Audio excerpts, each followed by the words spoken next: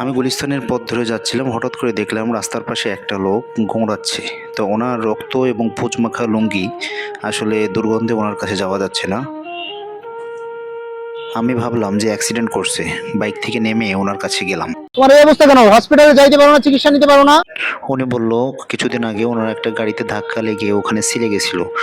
সোলা থেকে উনি ঢাকা মেডিকেল গেছিল চিকিৎসা নিতে, তারপর থেকে ওনার ওখানে পছন্দ ধরে গেছে। কি হয়েছে পরিস্থিতি দেখার জন্য আমি ওনাকে বললাম, দেখি একটু উষা করো তো। আল্লাহু আকবার, দেখেন কি অবস্থা ভাই। ইয়া আল্লাহ আল্লাহ আল্লাহ, না না না না না। ওনার ওখানে গোস্ত পচে গর্ত হয়ে গেছে। তোমার এই অবস্থা হয়েছে কেমনে?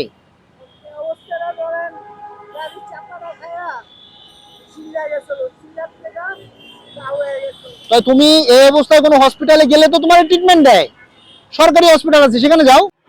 ওনাকে আমি বললাম যে আপনি ঢাকা মেডিকেল গিয়ে চিকিৎসা নেন, ওখানে ফ্রিতে ট্রিটমেন্ট হয়।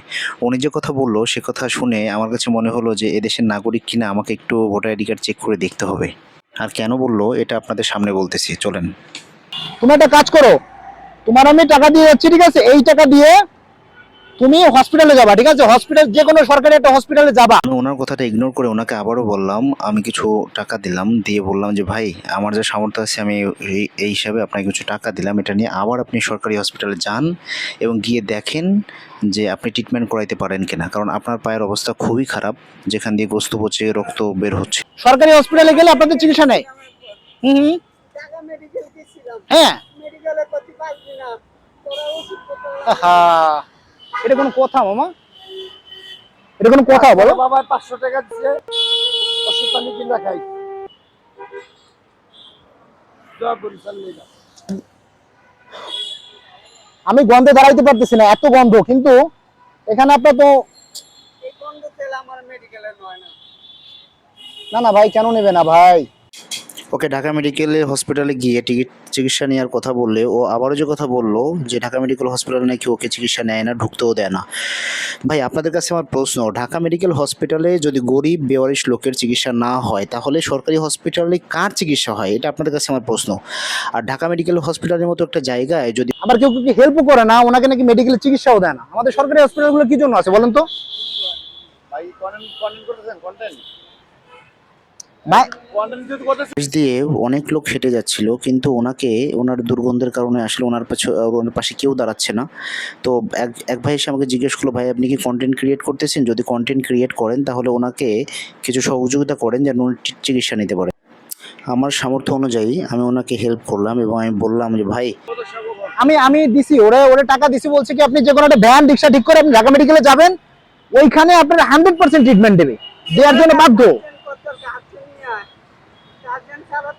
আল্লাহু আকবার। আপনার তো গার্জিয়ান নাই, মা বাবা নাই, কেউ স্ত্রী সন্তান কেউ নাই?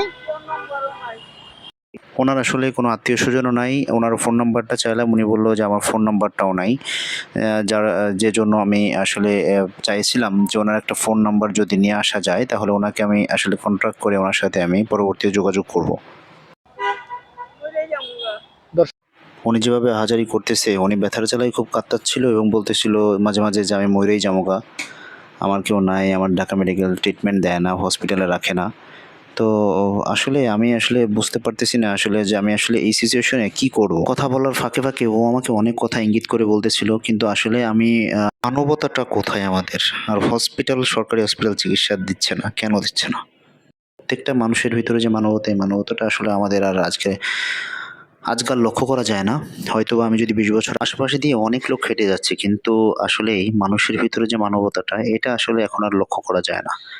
মনে হয় যে আমরা আসলে মানবতাবিহীন একটা রোবট। তারপরে আমি ওর ঘাটা দেখতে চাইলে ও আমাকে ও তার লুঙ্গিটা অনেক কষ্টে উঁচা করলো। উঁচা করে যা দেখাইলো আসলে ওটা দেখার জন্য আমি প্রস্তুত ছিলাম না। আমি সাথে সাথে বললাম, ভাই তুমি ঢেকে নাও, ওটা আর আমি দেখতে পারতেছি না। আমি ভিডিওটা করে নিলাম এই কারণেই, যদি আসলে এরকম কোনো বেয়ারিশ সংগঠনের কাছে ভিডিওটা পৌঁছায় তাহলে অবশ্যই তোমার সহযোগিতায় তারা এগিয়ে আসবে। আমি লোকেশনটা বলে রাখছি, এটা হচ্ছে হাইকোর্ট গেটের পাশে আমাদের এভাবে পড়ে আছে। তো ওনাকে হসপিটালে গিয়ে দ্রুত চিকিৎসা নেওয়ার কথা বললাম। আর তো এখানে কিছু লোক আবার দেখতে পেলাম, ওনারা নাকি এখানে সবসময় থাকে। বললাম যে ভাই ওনাদেরকে একটু খেয়াল রেখো, আমি হয়তোবা এখান দিয়ে পরের দিন আসলে ওনার খোঁজ খবর নেব। তো এটা বলে আসলে আমি বাসার দিকে রওনা দিলাম। তো আমি আসলে যেতে, যেতে আসলে আমার এখান থেকে এক পাও যেতে ইচ্ছা করতেছে না। কারণ আমার কাছে মনে হইতেছে যে আসলে ও ওর 1% ব্যথাও যদি আমার কারোর ভিতরে লাগতো, লাগাটা আসলে খুবই স্বাভাবিক। কারণ ভাই মানুষ মানুষের জন্য যদি আপনার হৃদয়ে যদি এতটুকু যদি ব্যথা না লাগে, তাহলে আপনি কিসের মানুষ বলেন তো? আর ঢাকা শহরে এরকম লোক থাকতে পারে বা এরকম লোক থাকে এটা আসলে বড় কথা না। বড় কথা হচ্ছে কি জানেন? কথা হচ্ছে যে আমার পাশ দিয়ে যতগুলা গাড়ি চলে যাচ্ছে আমার মনে হয় যে আমরা প্রত্যেকটা মানুষই মানুষ না এরকম কোনো না কোনো যানবাহন